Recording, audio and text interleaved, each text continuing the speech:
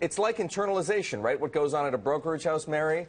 Instead of having to dump the securities onto the secondary market, and if you like them, having to buy them back, you just do it internally. Exactly. I think, there are kind of institutional and infrastructural things. When you're doing this kind of cross-selling, you know that there's going to be the SEC on your back at some point. So you probably want to make sure that it's done, in good faith and you get the right quotes. But that being said, certainly it muted the response in markets. Everyone was circling Pimco. If you remember, people were really trying to get a feel for what positions they had and where and how to best kind of capitalize on that. So there was this anticipation of a big move, and it kind of never happened. So this was about $18 billion worth of securities that Total Return just happened to be selling and that other funds within Pimco just happened to be buying. Now, Pimco clearly, Mary, is the winner here, because if Pimco is able to save itself money and consequently its clients money by doing these trades internally, that's a good thing. It's good for Pimco, it's good for the clients. Is there a loser?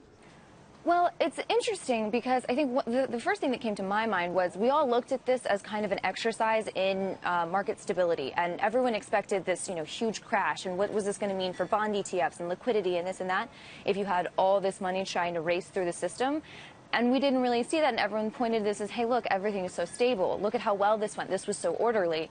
And sure, it did go really well, and Pimco Total Return managers actually did quite a good job managing the liquidity demands. But at the same time, I feel a little cheated, like we didn't get the full impact because there's $18 billion that just didn't go through. The system wasn't really tested. Exactly.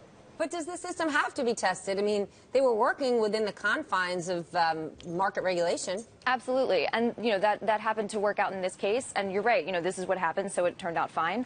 But it is kind of an interesting exercise to think about where we didn't get, if it had been a giant fund without the backing of other funds, like in Pimco's case, it just so happened that we had this kind of support network. But if it had been a $200 billion fund without a family around it, what would have happened? It's a hypothetical, so it doesn't really matter. But I think our takeaway is it pays to be Pimco. It pays to be smart is what it pays to be. And big.